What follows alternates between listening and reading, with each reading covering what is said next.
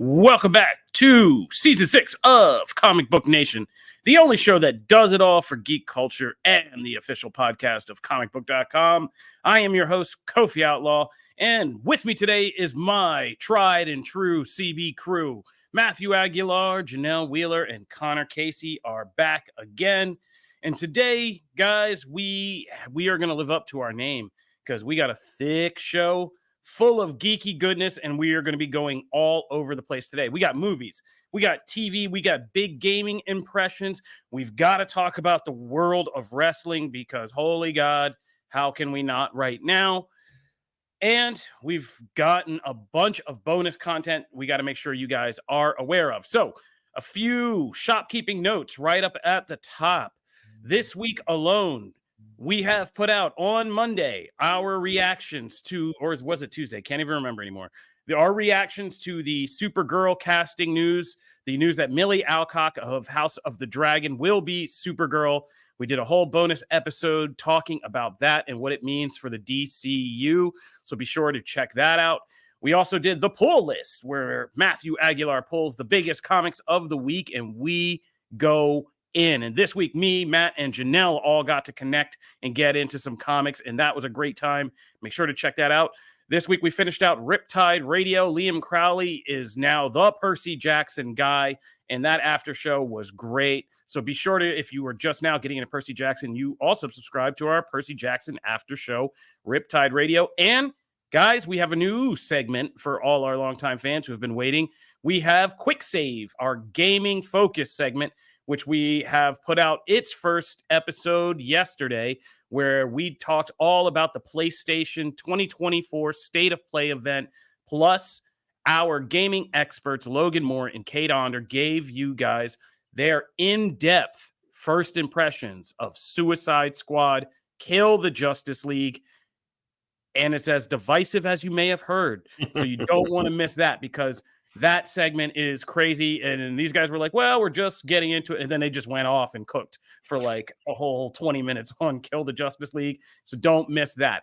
And if you want to find out all this great content, be sure to subscribe to Comic Book Nation on your favorite podcast platforms and go subscribe to our YouTube page where we have everything I just mentioned. Plus, we sent Matt out into the streets. He was for the streets like a future meme and out there at WWE Royal Rumble and got all kinds of great interviews with some of the biggest stars in wrestling, which is now also up on our Comic Book Nation page, plus all the crazy other stuff that Matt does when he's out in the streets or just throwing up Law and Order trailers. So be sure to subscribe to the CBN YouTube. They all rule. Right, that's my deal. Yeah, like as you can tell, like I keep saying and keep making the joke, we're becoming an actual nation. But as you can say from our programming reminders, we got a lot going on. So let's get back to my tried and true most fun thing, which is hanging out with you guys on Fridays on the live show where we just kind of do everything.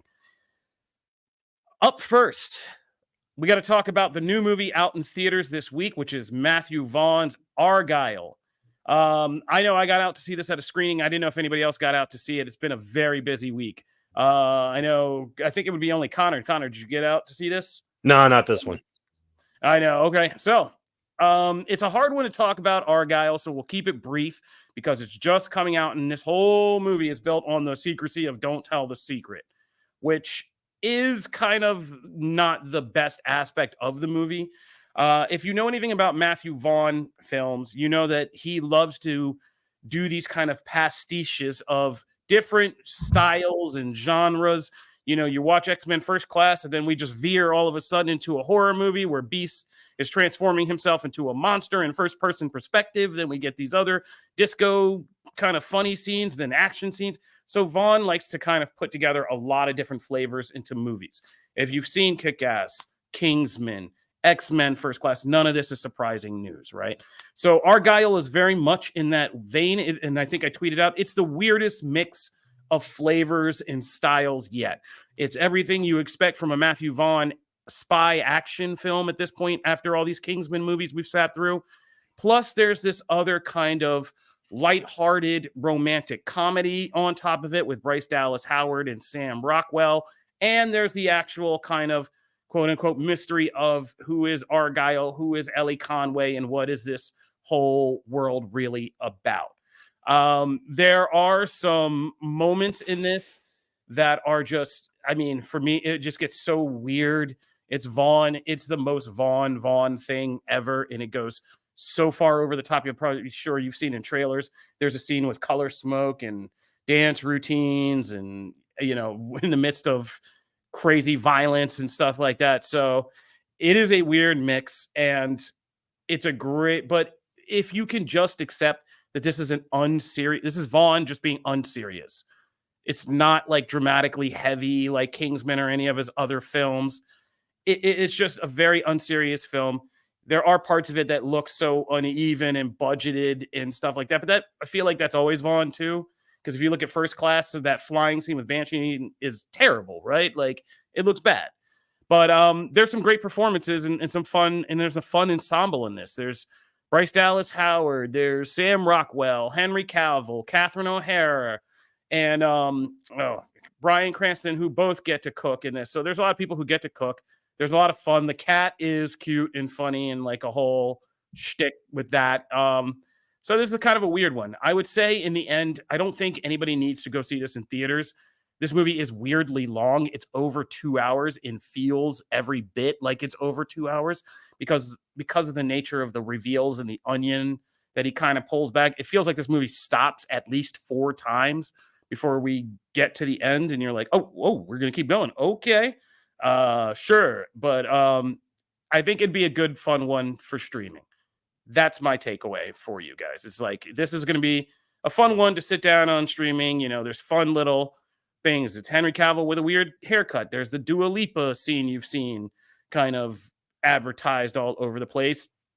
And like when you get into kind of the blend of fantasy and reality, Vaughn does some really fun things with that. And that is probably the most fun trope of this whole movie, is seeing these worlds of fantasy and reality kind of sifting through one another, literally in scenes of kind of transitioning. And there are impressive scenes where the real world is becoming the fantasy world and vice versa. And those are kind of great, funny moments. But it's overly long. It's a little too much like Matthew Vaughn got free reign to do and kind of went full Zack Snyder in this one. But I think at home on streaming, it'll be enjoyable. I feel like also this is one of those movies, and I say this sometimes, that was like focus grouped for Matt and like made for Matt. Because like it has, really? Yes, it has all the delights you would like the cat alone and all of that stuff. The cat does look awesome. Like you're going to be all about that. And I think you'll really like the kind of hooks and twists of this movie and kind of like what it's really all about. Yeah, I feel like this was focus group for you. There's a lot of stuff. You sold me. All right, I'll give it a watch. Cool. So, I got 2 questions with this one. Number one, sure. How's John Cena? John Cena, I mean, at this point, it'd be weirder to say John Cena was bad than John Cena's like holding up his end. Like I said, it's hard. There's so many roles that are related to one another that I don't want to spoil and get into because, you know, they're about what the nature of this film is. Like I said, there's a layer of fantasy and there's a layer of reality. So some of the players are doing fantasy and some of the players are supposed to be quote unquote reality, obviously in a spy world, but comparatively they're the real world versus the spy world or versus the fantasy world. And John Cena fits into his part perfectly. And like everybody is used in a way that plays with our knowledge of who they are. So like John Cena being John Cena is played for a joke. Henry Cavill being Henry Cavill is played for a joke. Dua Lipa played for a joke. And even Bryce Dallas Howard in this movie is a very part of whatever you think about Bryce Dallas Howard and her kind of goody nature. Like all of that is used in this movie kind of to play with our perception. So John Cena fits in nicely. What's your second question? Second question, the conspiracy surrounding this movie. I'm sure you've heard it. The whole Taylor Swift of it all. Is that addressed? Or was this completely internet brained into existence? I didn't even hear that. What was that? The theory is that she wrote the book that this is based off of, which is why it got bought for so much and why the film rights to this. It's a whole thing. Look, you can look I saw something about that going around. Yeah. Okay. Yeah. I remember that. Okay. I mean, good for her if she did. Like, that's just another writing skill she has. But I don't think there's nothing in this that's kind of like oh, I mean, if this was written by Taylor Swift, it's Taylor Swift wishing she could do something more interesting than travel place to place and, keep doing media tours. It's like, or maybe she is in the CIA and saving the world. Who knows? Like, who knows what is going on with Taylor Swift? That's her next music video. Oh, Yeah. There was no karma drop in here. There was. Man, we I should feel like get people are just putting news out about Taylor Swift in hopes that we'll get Swifties to Probably act I on don't it. think- Like, yeah, I oh think my that- God, Taylor Swift wrote this.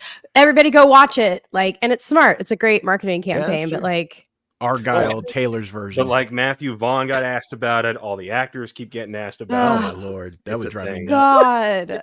God, what did they say? They're all just like, where the hell did this come from? I know. Okay.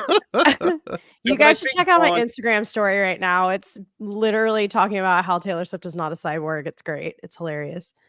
Oh boy. All right, guys, everybody, relax. Like, I don't know anything about this. All I can say is that I don't even know what to say anymore.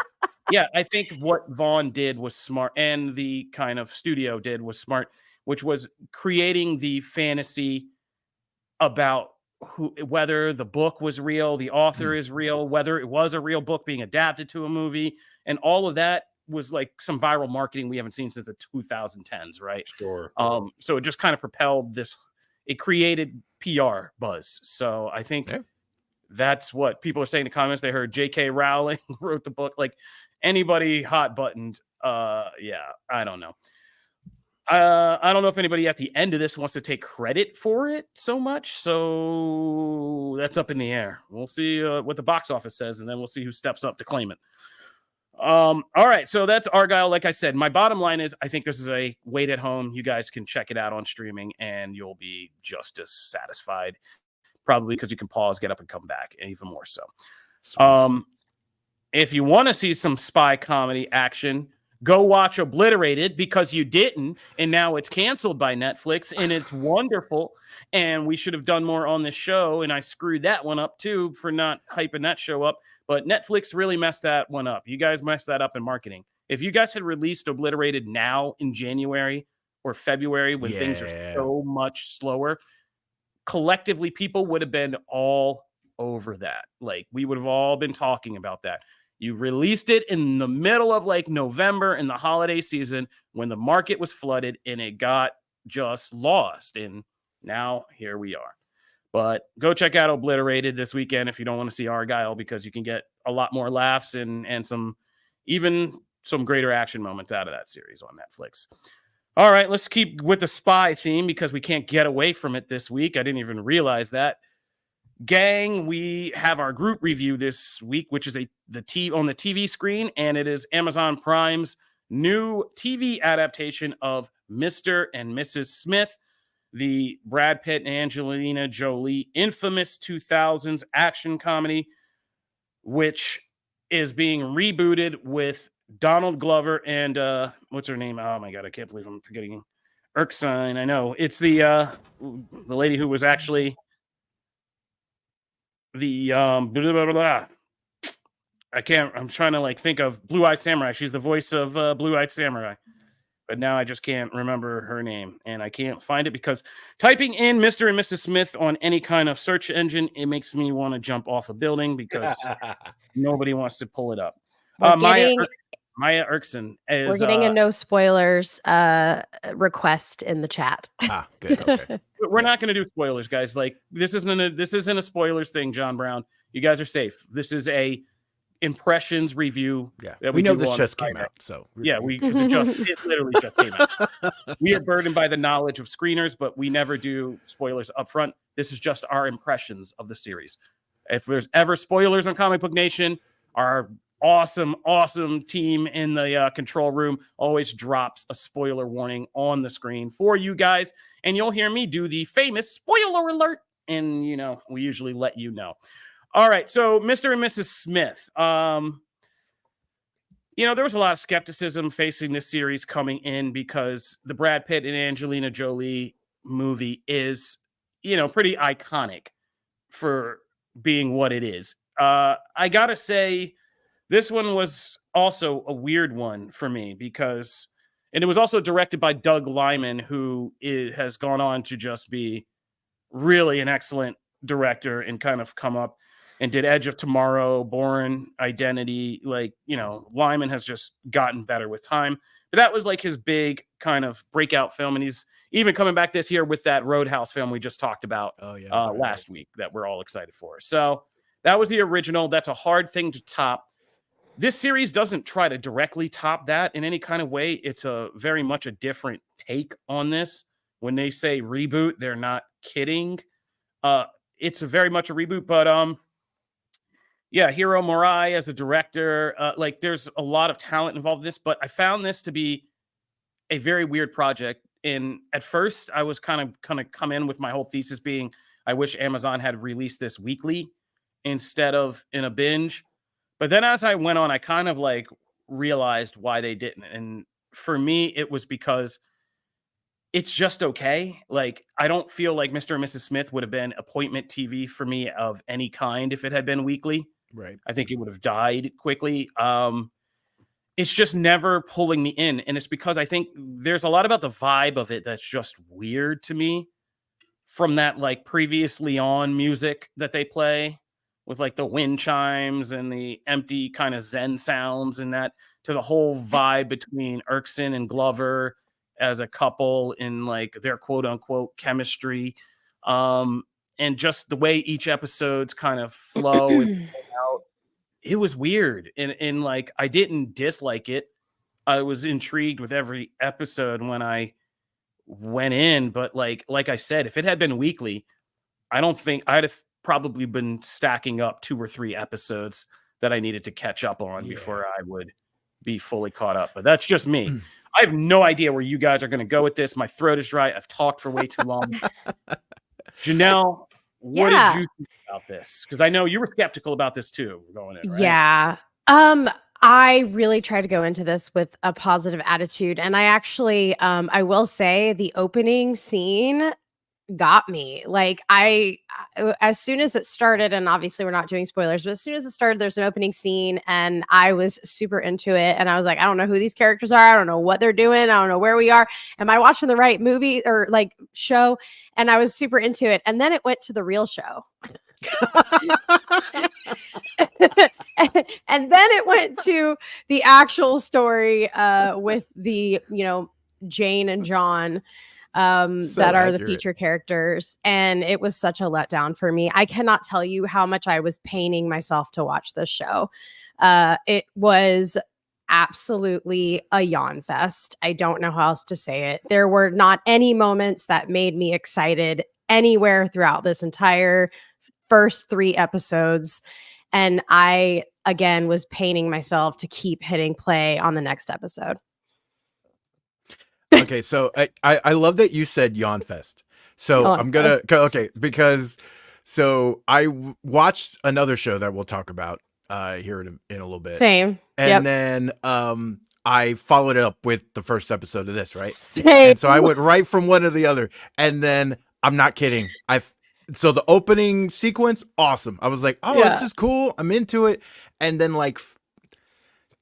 15, 20 minutes past that, I actually fell asleep. And I will not credit that all with the show, because I was just supremely tired and I was tired. So I'm not going to blame it all on the show, but I was equally as tired the hour before when I was watching the other show, and I didn't have that same problem. So and it's kind of goes to the things Kofi was talking about the elevator music and the vibe. It's so, there's no chemistry. It's just these actors are great actors. Please don't get me wrong. The actors are fine. I feel like the writing was there. It's just something is not clicking. It's not fitting together.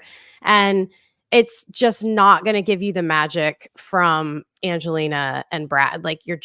There's no magic there. I think they went the right way too, though. I love the premise. I love the idea of not getting into spoilers, but I love how it's different in approach to the actual core premise. I'm hard to disagree. I think that therein lies the problem with this show. Okay. I mean, it's not a spoiler because they've put the premise out in. Okay, in cool. Trailer. All right. I think them being a married couple with secrets like this that they don't know about each other, and the romantic intrigue of that is different than two spies who are assigned to be married with each other. And I don't think this show ever earns this. It never commits to one side or another. It basically, and I'm on the second to last episode, and each episode is just structured around some relationship aspect, right? Yeah. It's called Double Date. Do you want kids? And that's the themes of each episode. So it's really a relationship show, but it doesn't give you enough of the spy world. Mr. and Mrs. Smith, the movie, made you understand the worlds. You knew what kind of assassin Brad Pitt was versus what kind Angelina Jolie was and how that affected their relationship. Brad Pitt was running gun, ragtag, come up with a plan on the fly, while Jolie's team was super A person, type A, had our whole crew. They would nail down all the intel. And so that fed into the relationship. This is they start out and we have no idea what the spy world is for them. It's just a blank screen. These are not spoilers. It's just a blank screen. They never fill it out to the point where you feel like there's dread or danger anywhere past I think the first episode. And it's just them kind of just listlessly going through the motions of a relationship and mundane life as a couple most of the time, until we get these kind of bizarre, never quite action scenes. There's only a couple action sequences. They do a lot of avoiding action sequences, walking into things and then cutting to afterwards or something like that. There's a sequence like that in one of my favorite episodes, which is Double Date. And what really makes this series are when guest stars pop up. There's a bunch of guest stars in it, and in these episodes, and that Double Date episode is a couple of really dynamic guest stars, but they cut around a lot of action, so it's not thrilling on the action. And so therefore, because you don't know the spy context, it's hard to buy these people just falling into a relationship and building one, because we never see anything too hot between them. That's oh yeah, I get why these two are into each other. It's just almost existential. They're we've been assigned here. So yeah. Well, and that's because I love the premise and the idea, and they even hint at it in the first episode of that they're going to touch on those things that they do in the movie within half an hour. I mean, they establish a lot in the movie pretty quickly. Here, they give you hints to all that of she's more this way and he's more this, but it the stuff in between, there's not enough balance. There's not enough of, especially when they set the precedent from the get-go, that level of intensity never gets back there. And so that's an issue. I feel like there's a whole half a show missing.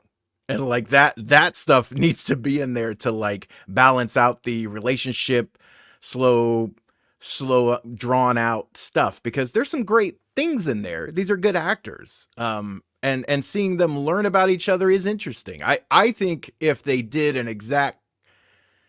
the exact premise from the movie, to me, it was kind of a lose-lose, because I don't know that you can regain that chemistry. That chemistry is one of a kind, right? It was between two people that would go on to be married.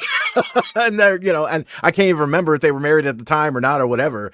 But that's a real thing, right? How are you going to replicate that in a vacuum? So I do applaud them going a slightly different route, but it just, to me, didn't quite work. So first, before we go on to Connor, I just want to say happy birthday shout out to Carl B. Day's mom. Happy birthday to your mom, bro. We'll celebrate tonight. Yeah, it's gonna be fun. Connor, go ahead. What was your impression of Mr. and Mrs. Smith? I missed this one, unfortunately. Did catch the finale of Has Been Hotel, but I wanted to watch this one with the better half, and our schedules did not line up. But that's dating life for you, folks. Oh, darn. Yeah.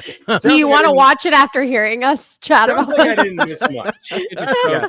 We didn't exactly hype you up. So cute. You got to give it a try, though. I'm curious what you think. Yeah. Still wait for your significant others. That's at least the first episode. You guys are cute, man. I love you guys.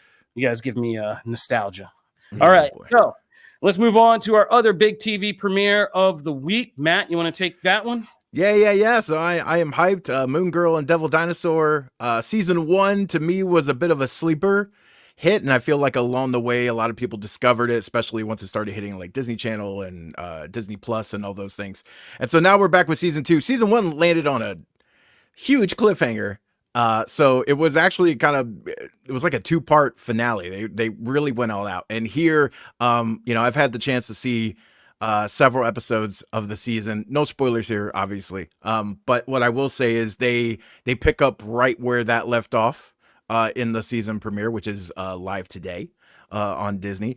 And man, there's just so much, like everything I loved about the first season is just been kind of doubled. We get Beyonder, Lawrence Fishburne's Beyonder is fantastic, and if you thought so in season 1, he's even better in season 2.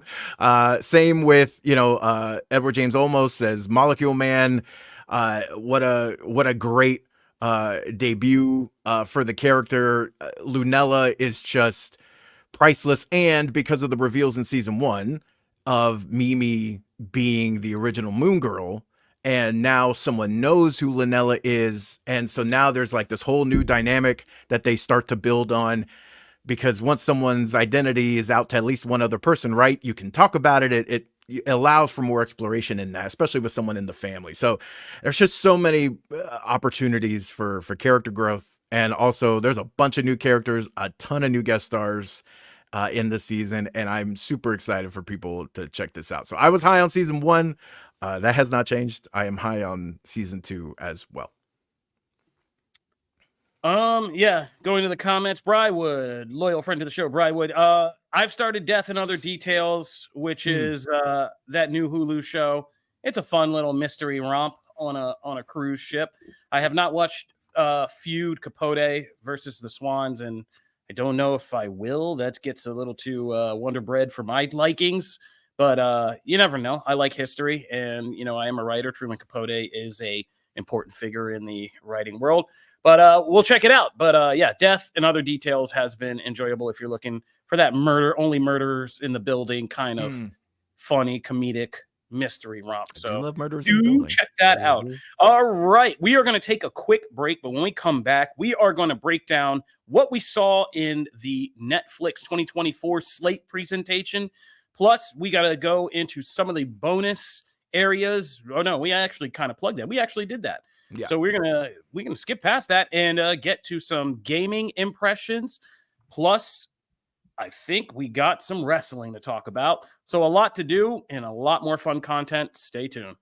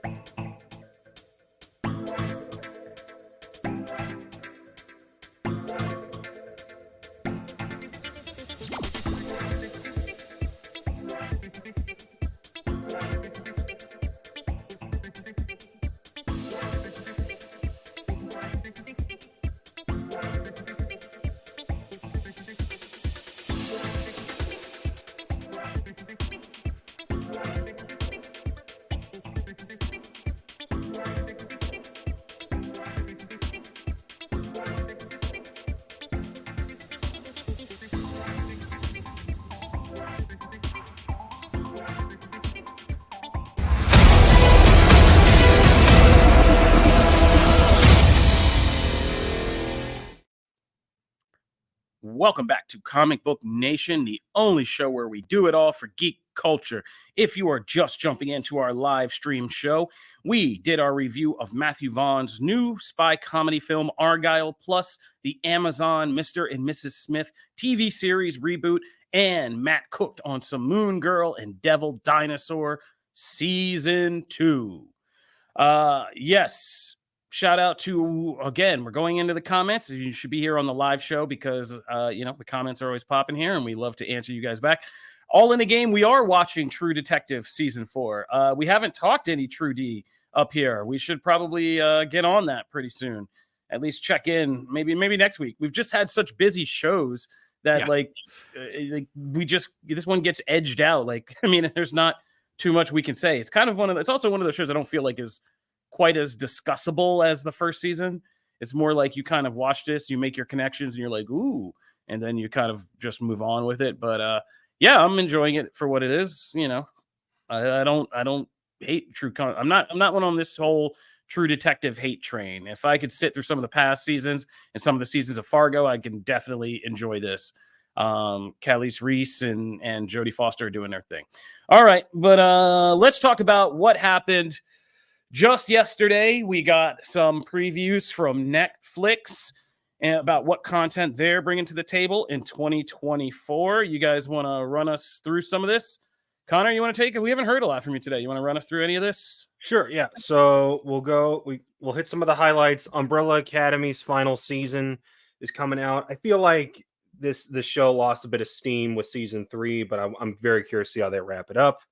We got Cobra Kai's final season. They're doing the World Championship tournament. We see nothing of it in the few seconds of footage, but Christ, I am excited for this thing. This is one of my most anticipated of the year. We've also got Rebel Moon Part 2. We're not getting Stranger Things until 5.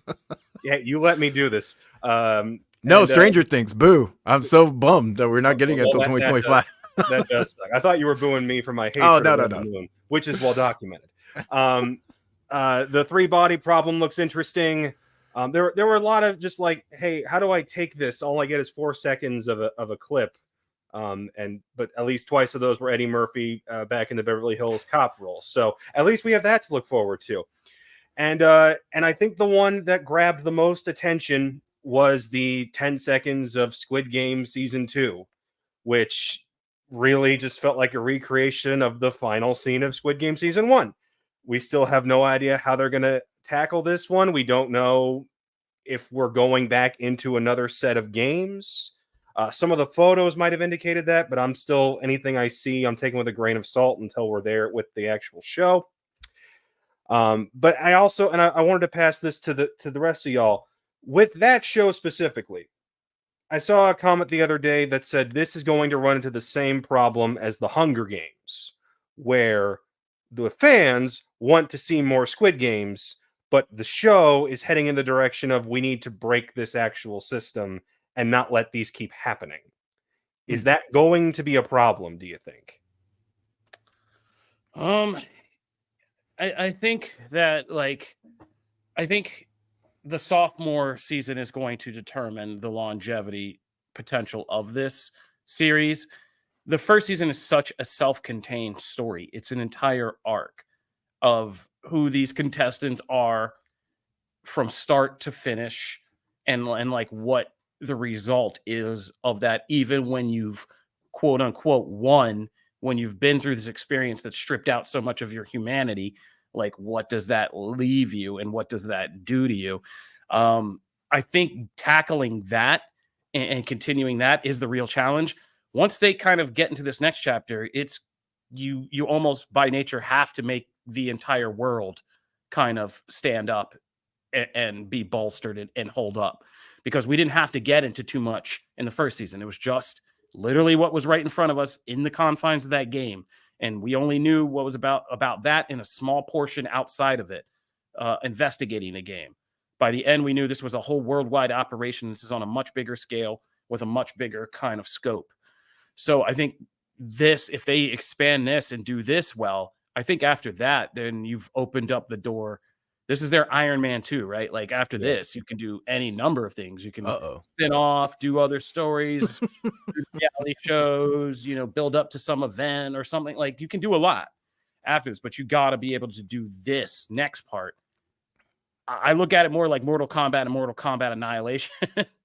You remember, like if you're a 90s movies person and you remember that, Mortal Kombat was great. The first one, when we were just in that little simple tournament, when we had to go to Outworld and get this bigger story, like things just went. And so I almost wonder if it's better than just to keep that format then, like just keep it more. I mean, it's so hard now because they've established so much. So much of they've established so much. So much of season 1 was you asking like, what the hell is actually going on here? Yeah. And you can't do that again because the audience will know. Well, I think you could do a double twist, which is showing you something that looks like season 1 in the game with new players who don't know. Dramatic irony. They don't know what's going on. You do. And then a second storyline that's about like DCU or like and the people outside of the game or the winner of season 1, what he's trying to do to stop the games and what's going on outside the game. And then we get some other twists that maybe we find out he's in another game that he doesn't know he's in. And like, nothing is Busta twist. Yeah.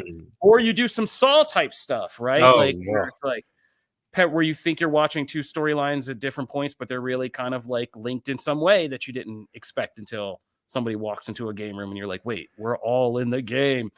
I mean, that'd be great if we all get some trippy thing where it's like, we're all still in the game, like, and we don't know what's going on.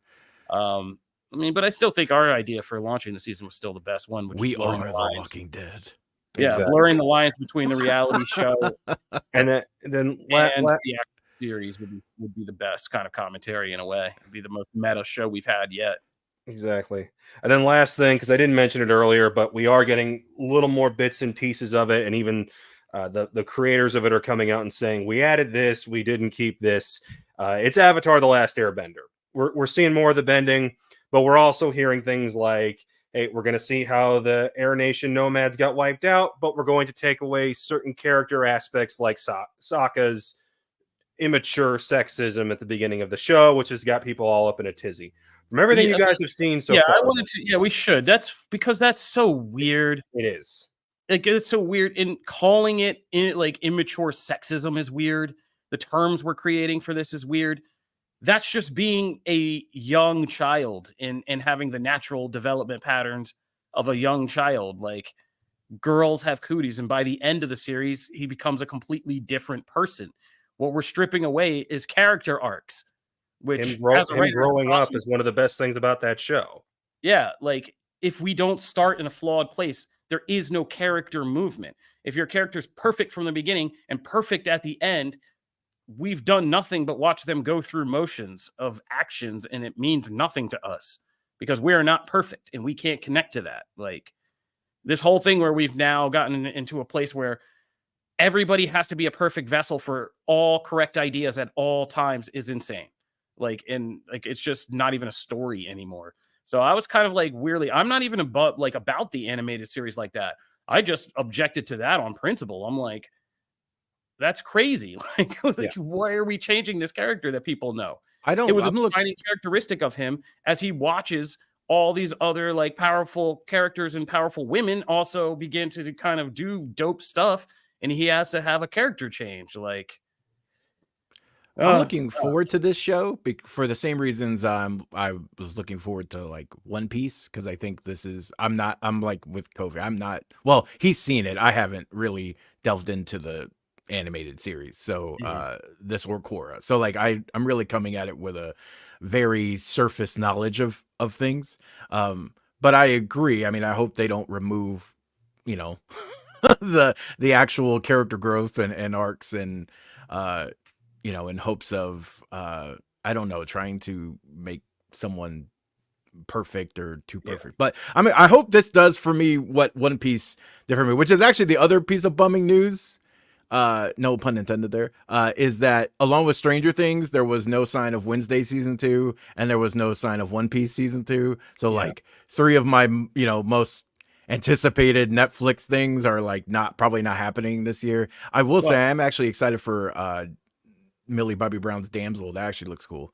But yeah, I was bummed about that. So I had some takeaways, but they were like, oh, no, my show's not coming. Those were the strike casualties. We knew. I mean, yeah. And they've got bullets in the chamber. They've got for sure. They've got Avatar. They've got Squid Games. Like, there's enough. Oh yeah. But getting back to Avatar for a second, I was with the show from day one on Nickelodeon, and I followed it all the way through, and then Korra. And I can tell you, this is a fan base that has been hurt before by the Shyamalan live action movies. So this thing is being checked with a fine-tooth comb. And while I'm not crazy about that Sokka piece of news, everything I've seen action-wise is fantastic, which was one of the worst parts of the Shyamalan movie, besides whenever they talked, was, hey, this bending looks like crap. And I cannot say about this because everything I've seen so far looks awesome.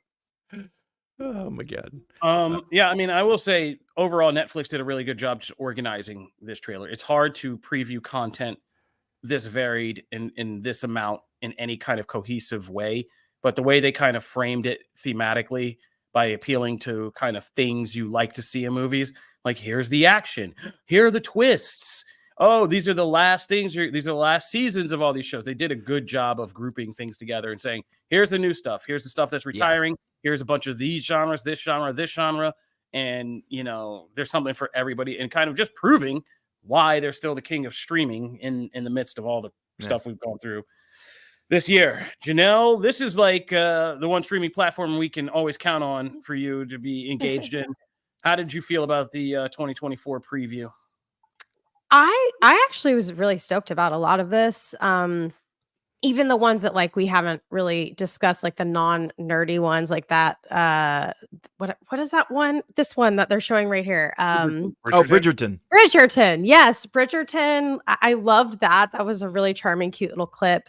The Squid Game thing, I'm just checked out right now, personally. I don't know where they're going to go, and it's been too long for me. So they need to build my excitement again. Everything else got me really excited, like the action with the Cameron Diaz, like mom and dad action film looks so cool.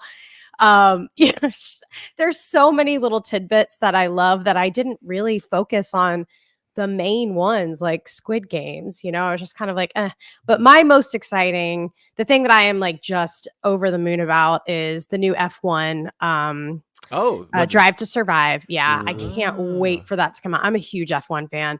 And then also Umbrella Academy. I'm so sad this is the last season, so I'm extremely curious and I have really high hopes for it. And I don't want to be disappointed. So yeah, I thought they did a great job. Yeah, we're gonna have content. We're gonna have content this year. Yeah. We're gonna be all right. We're gonna be all right. All right. So moving right along. Just some things I wanted to give you guys a chance, because now that we do all these bonus episodes, we can't all be together all the time, guys. I know we have separation anxiety, but let's see.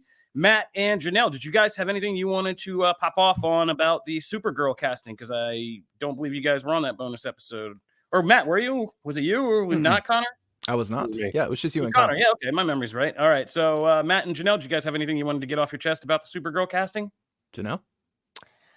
I'm cautiously optimistic as always. I've only seen Milly play it as like a little girl, so I don't know. Obviously, you guys picked like the anime picture where she actually looks like her. But like in the comic picture, she doesn't really look like her. I think it'll be great, but I definitely thought we would have an older actress casted in this role, a little more worn, a little more I don't know, jaded, and you know, because of this version that we're getting of Supergirl, who's going through what she's going through. But I'm not saying it's not going to be good. I'm curious. I'm very curious to see how this goes. Janelle, they get them in their early 20s so that they can use them in the franchise for another decade. Yeah. I liked all three possibilities. I was cool with any of them. And while I was kind of rooting for one in particular, and that didn't happen, but I'm still like, I still have like trust in that, like, okay, it's in good hands. Like, you know, I think she can do it. I do agree with you as far as that particular take on Supergirl is obviously a little, you know, older skewing, right? So I thought maybe that would be the approach, but in all three cases, I knew they can act, and I know, you know, they can probably knock it out of the park. So I'm excited to see what this is. So that's a good thing. It was a positive for me all around. I remember in the book, in Woman of Tomorrow, the first chapter is she's drinking in a bar on her birthday. And I don't remember, but I think she's in her 20s. So she's still like relatively young. She's just been through a lot. Yeah. And that's kind of the point of it. It's like, I just think of Milly as like 12. Yeah, it's like I've only been X years old and I've already been through like X amount of trauma. Like, and that's what she's drinking about. So I mean, I get it. And we did it in the in the in-depth bonus episode we just flashed on screen. Go listen to that. But we had a great conversation. But we talked about Gunn and just the whole details that were in the announcement and since the announcement of Gunn saying, like, yeah, they put her through the screen test and the costume test. They put her through the dramatic test, and we were kind of speculating they put her through all those things because that book is so complicated and the characterization is so complicated. So they didn't just see, I mean, they saw House of the Dragon. He also said that and was like, oh, I think she'd be good. But they put her through the rigorous, testing and screening process. So she did her thing and really proved that she can knock this out of the park, because she was actually the one I was least kind of cheering for, not because she's anything wrong. Right. I love her in House of the Dragon. I just thought Meg Donnelly is playing Supergirl. Yeah, I know. She's doing it right now in those crisis movies and going deep. She was my pick. So yeah. And I wrote a whole article about Amelia Jones and what she's done in her career, because she's the most accomplished out of the three of them and has proven the most range on screen, from Coda to just genre films to all the other things she's done. So, but I trust that if she went through the process and really showed that she can do it, I don't think they made it easier for her. And second follow-up question: in the days since, we've heard that Gunn has confirmed there are 2 more DCU projects in development right now after Creature Commandos and Superman Legacy. It seems obvious that one of them is Supergirl, Woman of Tomorrow, because we've gotten the star, the writer, and I'm pretty sure we're pretty close to getting a director announcement on that. So it seems pretty obvious that's one of them. What do you guys think the second one is? I wrote that article too on Comicbook.com DC, and I kind of went with Connor's theory. I think that what we're doing first is we're going to knock out a whole Superman arc. I think it's going to be Creature Commandos sets up some stuff in the past that's different, that kind of threads a whole other thing, but Superman Legacy will introduce that world. I think Superman that will lead into the Authority movie. And I think Supergirl, Woman of Tomorrow will be a spinoff from the Superman universe. And so you have one corner that's like fully established before we get into too much other stuff. Smart. So that's my theory. Does anybody have any differing theories? Because both those projects, also the math has to math. We've heard that Supergirl will show up in multiple projects before her film. So that's 3 other projects coming before her film confirmed: Creature Commando, Superman Legacy, Mystery Project, and presumably her film being the 4th one. Crazy that it sounds, organized and well thought out. What a concept. It could be Waller, because we know Gunn will do Peacemaker season 2, but that won't be until after he finishes with Superman. Yeah. So that's the most boring option, but it's also the most plausible. Yeah. Also, we know James Mangold had that was cooking on Swamp Thing in the background. And Gunn kind of alluded to some things have changed order, some things they might have rearranged because of how good the script was, or the ideas, or just things they were cooking and linking together. So I feel like that's also one that could be a dark horse pick. It could be like Swamp Thing. But I'm kind of leaning into them just completing one entire corner arc. Smart. I also feels like they're waiting until more of the Batman is out before they even touch Brave and the Bold. Yeah, because we've heard nothing. Smart. Which is also smart. If you're really putting your chips in, and what we've seen in the comics in the last 2 years is that, like, Superman works if you put in the time and the effort and you put in the character development and build that supporting cast, right? So just translate that to the movies, like, give it time, develop a group, and that way when you do introduce Batman, it doesn't feel like it's a knee-jerk reaction or too quick or whatever. You give it its time, you give it its due, and Superman's already built up, and he should be, because he's one of your marquee characters. So I think it sounds great, and I think while I'm not like especially looking forward to Waller, I do think that actually makes the most sense, because you can establish a lot of things in that, so for the world as well as Superman. So it makes sense. All right, let's keep moving on. We got to talk a little bit about Suicide Squad Kill the Justice League. I told you that we launched our new segment show, Quick Save, where Cade Onder and Logan Moore came on and talked in depth. They have been hands-on with the game, but they've only had it for now, I think, almost 72 hours max, 48 hours minimum.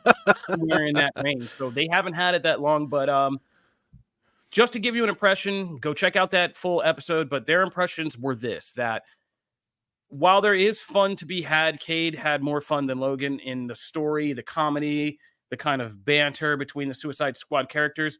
They said the game design itself just seems kind of misconceived, I think is the best word for it. That there's too much stopping.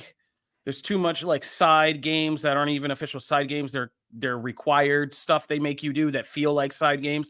There's too many menus and information and upgrades and customizations and stuff that gets in the way of just what should be the pure fun of just playing as these characters. They also said some of the characters are definitely designed better than others. It's fun to play as Deadshot or as because he shoots guns. He shoots guns and can move about the maps a lot better than say Harley Quinn or King Shark can.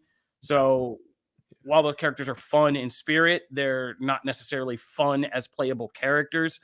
And that, just the storyline is also one that doesn't seem to appeal to anybody in particular. Like Suicide Squad fans are not going to find this so great. Longtime DC fans who loved like the Arkham games or even the Injustice games are not going to necessarily think that the Suicide Squad being the people to go up against Justice League level characters makes any kind of sense in DC lore, which admittedly it doesn't really. That's a big challenge for the game to get over, but it's about initially getting people in there, right? To want to play this and having this game be something like Destiny that lasts for years and years and years. And it doesn't initially seem right now like there's any kind of hook for any particular group. It's too kind of clunky for gamers. It's too kind of just out there for DC fans.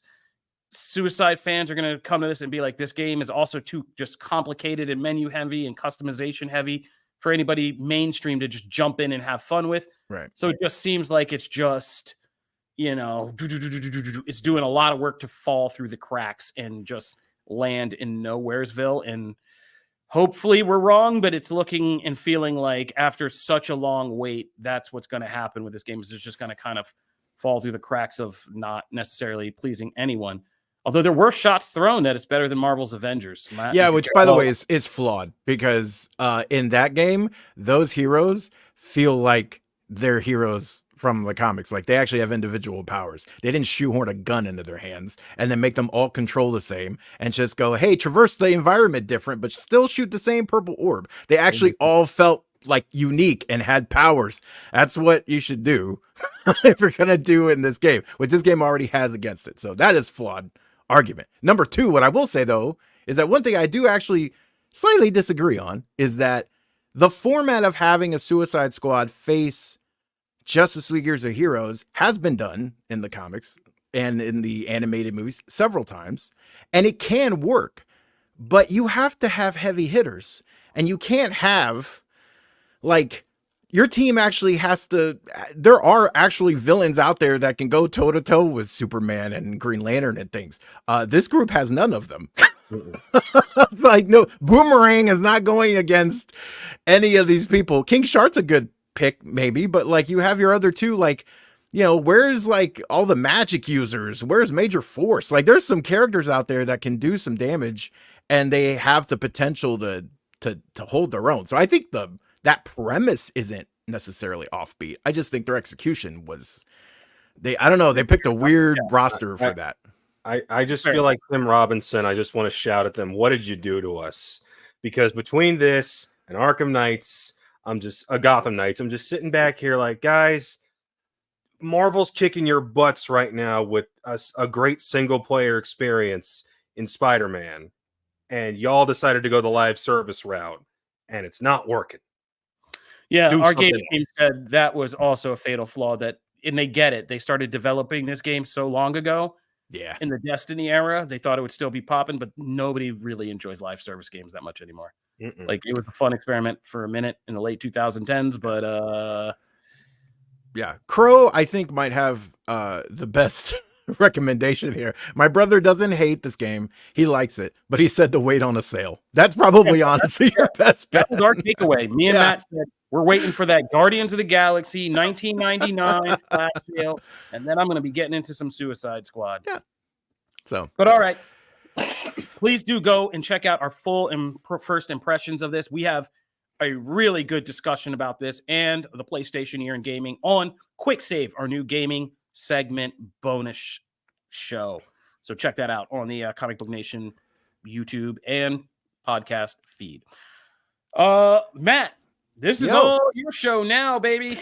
You have been in quietly. You weren't just out at Royal Rumble. You've been quietly cooking in the corner for what is, and if you guys don't know the history of this show, this is a pivotal comeback review from Matthew Aguilar, who outside of Justice League may have sparked one of our most controversial comic book reviews of all time. Oh yeah.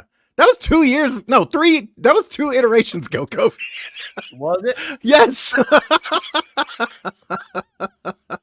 Okay. So number one, before I get into that, I want to give a shout out in the comments real quick to Andrew and hold on, John Brown. Thank you guys for wanting to pick up Trinity, for picking up Trinity. Thank you for listening to the pull list. Sincerely appreciate it. Glad we could kind of convey how awesome that book was, and I hope you guys enjoy it as much as we do. And please let us know what you think. So yes, at Royal Rumble weekend, I had the chance to check out WWE 2K24, which is the now 3rd year after the relaunch. So it's the 3rd iteration of this. If you read my reviews for the last 2, they've been, for me, knocking out of the park. Gameplay wise, they've been building on a solid foundation, and they've been adding new features this year. The big new features that we got to try out. We didn't get to try out all of the new things and all the new matches, so hoping to get some time with that soon. It does come out in March, so it's right around the corner. But the ambulance match is a brand new match mode. A casket match will also be in the game. The showcase this year is the 40 years of WrestleMania. And then there's a bunch of enhancements to the brawls, backstage brawls, all the modes, my GM, my faction, my rise, all got new stories and things like that. We haven't had a chance to try that out. So really, it's like core gameplay, seeing the upgrades there. There are multiple new features for that, ambulance matches, and the showcase. So those are the main things that I got to really get some hands-on time with. And so far, for me, it was kind of, it was 2 out of 3. The ambulance match, as you see here, is actually really fun. I was kind of going in with like solid expectations, because those matches like in real life aren't actually tend to be my favorite matches or anything. This was fun. There was a lot of back and forth right around, as you can see, kind of right around the doors, the tense moments of trying to get each door closed, and even having to wear down the opponent right there, get creative, was fun. The back and forth is really fun. So I think they did a really good job here with a match that I don't actually typically dig that much in real life, but I would actually play these again.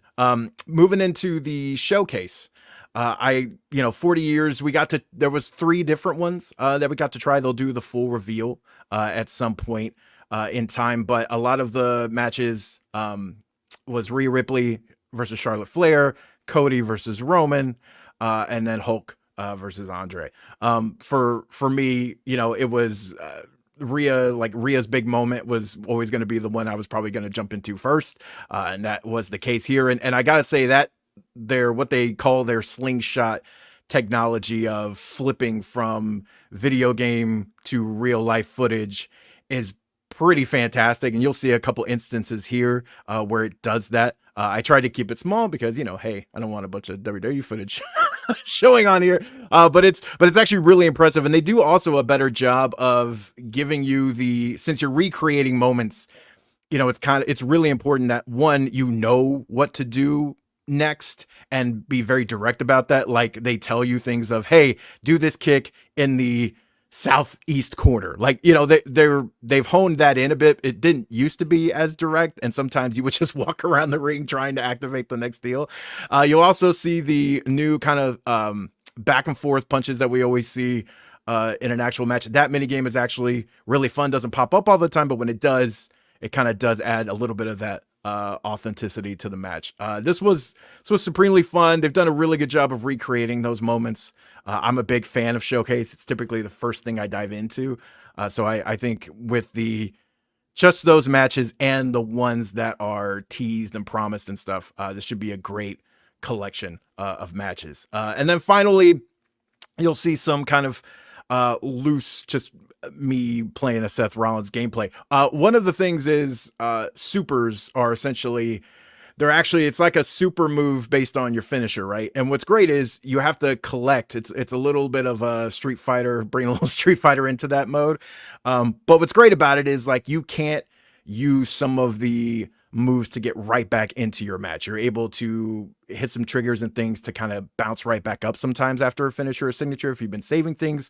With the super version of that, it takes that away, but it also takes you much longer to collect that. I think it takes like three bars essentially.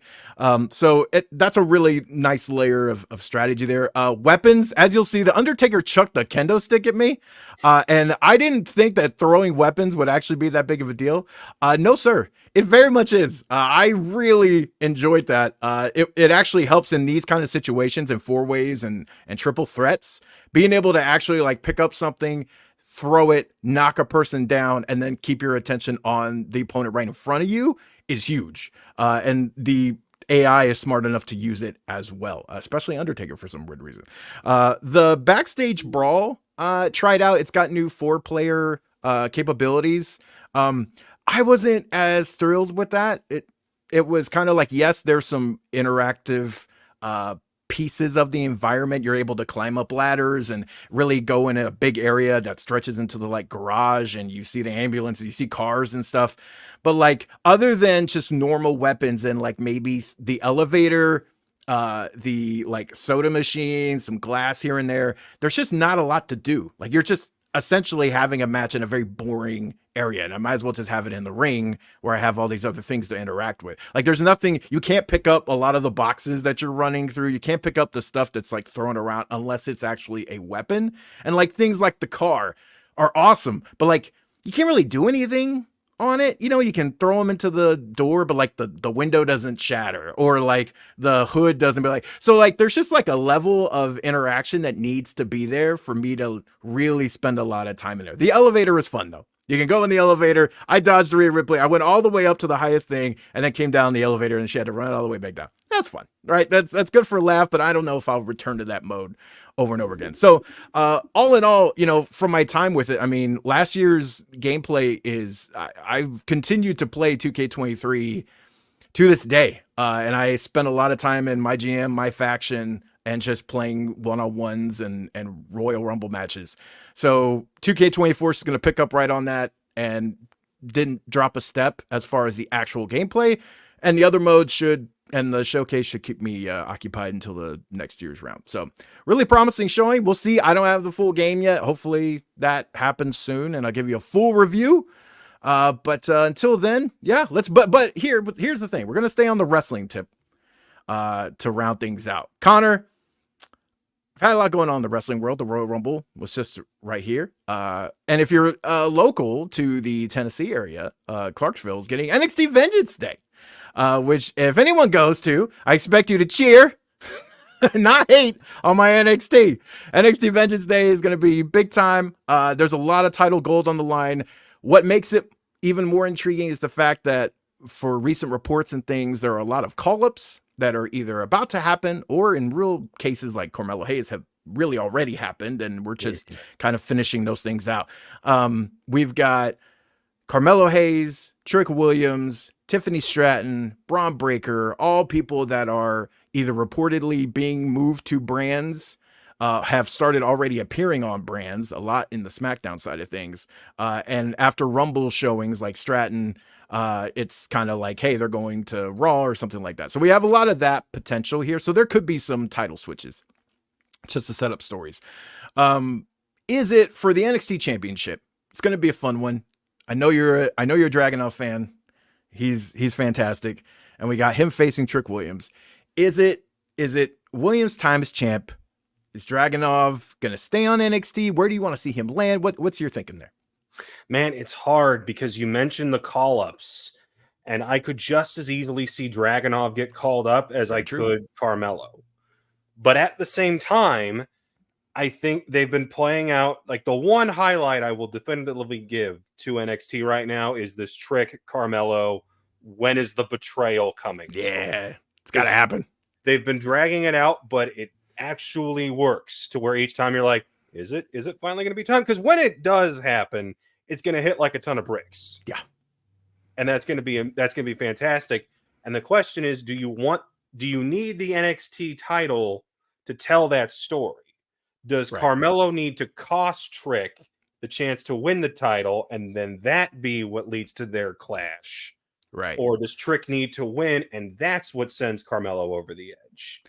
Yeah. And I don't have an answer, because I could just as easily them say, we don't want to get rid of Dragunov just yet, even though Gunther is in need of a challenger for his record-breaking Intercontinental Championship reign. And who was the last guy to pull that off? None other than this crazy bastard. Main roster only watchers are not ready for for those matches. Those are going to be insane. And I just pray they let them do what they did in NXT, because that stuff was brutal. Yeah. So no, this I'll give this show this. Yeah, I don't know what's going to happen. It's hard to call. So for that, I am intrigued. Now, and then it's also like, hey, Braun Breaker's actually doing some really entertaining stuff. Do you give him and Baron the win over Trick and Mello to open the show? Who are one of the most delightful new teams, the Wolf Dogs. Yeah. Their name is dumb. Their reason for joining together was dumb. But I watched the highlights from their matches and I just go, Jesus, they're letting them do that? Yeah. The hell? Yeah. Braun, best spear in WWE right now. This is the same show where we have a horse lawyer lady, having backstage skits each week. And then at the same time, Braun Breaker's doing inside out leaping cutters. And I'm just going, what is the show? It's amazing. That's what it is. It's fantastic. And then he keeps popping up Obafemi. The moment I saw that guy, I went, oh, that dude's going to be a problem. I was so surprised when they pulled that switch as quickly as they did. But it's one of those times where putting a rocket on someone and giving them a title has benefited the title. And it feels like a big deal. He feels like a threat. And you have made someone within a matter of 3 weeks an actual focus of your show, and he feels like a star. And that dude's, I can't see next year rolling around and he's not on a SmackDown or Raw. And you paired him up with one of the best luchadors they have right now, who I thought was on the main roster also. He is. Okay. And that's the thing. What's been great, and by the way, you can see a full interview with Trick Williams very soon on Comic Book Channel, where we talk all about this. But the crossover has been so to the point where, like, we talked about Trick's reaction on SmackDown. Dude came out and like whooped that Trick chants were hitting from SmackDown. That, he's only been, I think he guested once, right? He appeared once already, and that's it. Like, It used to be where an NXT person came out and the commentary team had to go into overdrive just to explain who it was. And it was dead silence because, like, WWE they kept everything so siloed. And now it's not that way. Like, these guys, Carmelo's been on SmackDown for the past month. He's a member of the SmackDown brand for all intents and purposes. So, I'm excited. I agree with you. I think the unpredictability of it is part of the allure of that match, because you could really give Trick the title. I would love to see him get a title run before he leaves, because that's the only problem. If you pull the trigger on that and then he moves to the main roster, he never gets a run at a full title reign as NXT champion, because his North American championship reign ended very quickly as well. So it's kind of like, that's a bummer, but then, hey, you get to be full time on SmackDown. That's not a bad thing. So, but then it's also a question of if you add the title into the equation, that keeps both guys on NXT for the foreseeable future. And do you want that? Right. They're going to be dragging Lee and pulling double duty, which, you can do for a little bit, but you can't do that full time. And, for the women's championship, I think we're this could be a spot where Roxanne gets her real title run as well, because she's actually never lost a title. It's always been medical stuff and health related things, and then like, ladder matches where she didn't lose. So she has yet to have her full title reign, because everyone remembers that trigger was pulled early because of the Mandy Rose situation. So she's never had one really dedicated one either. So she could win here. I'm a huge Lyra fan. Lyra Valkyria is the truth, and she's already, if you haven't watched her match with Rhea Ripley, you should, because that's fantastic.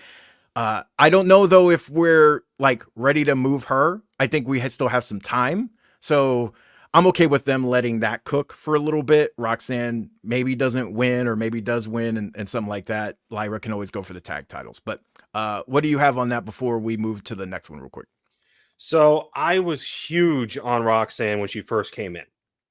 And then I thought they had handled the Mandy Rose situation probably for the best they could have. Right. Given the circumstances and the position they kind of put themselves in. And I thought that was fine. The way they had her lose the title, and then the whole anxiety storyline, I felt like you've derailed whatever this was supposed to be. Yeah. And ever since, I've been like, I have no confidence in you to book this woman correctly. Yeah. Until you show me you can, because you've proven to me that you can't. Yeah. That's just me. I agree with you. I thought, that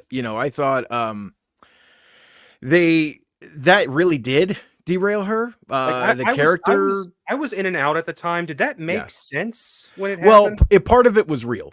Okay. So part of it was actually tied to and she's talked about this in subsequent interviews of like, there was actually some mental health things going on in her real life. And so she was actually wanting to bring that into storyline. So it just, for whatever reason, didn't quite 100% come together about what the story was and what was real, what was not, what was on TV. So, but since then she's, kind of just been trying to find a kind of that spotlight character for herself, that personification of what she can be to kind of move, because they've kept her around the title picture, but not in it.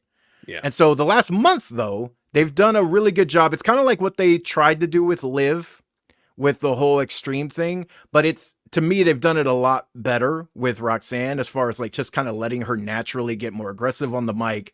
Her actions in the ring are more aggressive. She's not a heel. She's just a more disruptive baby face in a lot of ways, and that has worked. So for the past month, she's actually been gaining momentum. So that's why here it actually feels like they could do it.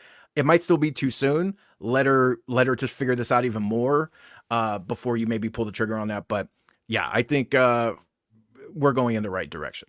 And then before we move out from wrestling completely, Connor, you want to kind of give us an update on what's been going on the corporate side of WWE? Okay, last we left off, all of the Wall Street Journal article had come out about the accusations and the lawsuit towards Vince McMahon. We were heading into Rumble weekend, and then more stuff happens. Cody Rhodes gets asked about it at the post-show press conference, thought he did a great job. Triple H gets asked about it. The response he gave wasn't particularly well received, and I think a lot of the speculation has since been they probably should have just had someone, or maybe him, come out with a statement that was prepared, as opposed to throwing him out there and being like, I didn't read the lawsuit. Not the best route they could have taken. Today, as right before we hopped on, Wall Street Journal published another article, which read more like just a recap of everything that's been happening if you hadn't been following the whole legal situation since 2022. But it did confirm that when the federal investigation started and he was subpoenaed and they raided his house, I don't know if it was his house or whatever they raided, it was specifically for these sexual misconduct allegations. They've talked to Janelle Grant, the employee who's filed the lawsuit. Yeah, sorry, Janelle. They've talked to her because she filed the lawsuit. They've talked to 3 other women. Now there are 7 accusations out there that are known. We don't know which of those 3 are of the 7, or if they're completely new ones that we had never heard about. This obviously, this situation is ongoing. The responses I've seen on the corporate side, whether it's TKO saying, hey, we didn't exist before all these accusations came out. So you can't blame us for nothing. And Netflix coming out and being like, well, Vince is gone, so shut up and stop asking questions. That's a little disheartening, because I feel like people want to just look at this situation and go, it was just Vince. It wasn't systemic. He's the only problem with this. He's gone. We can all move forward.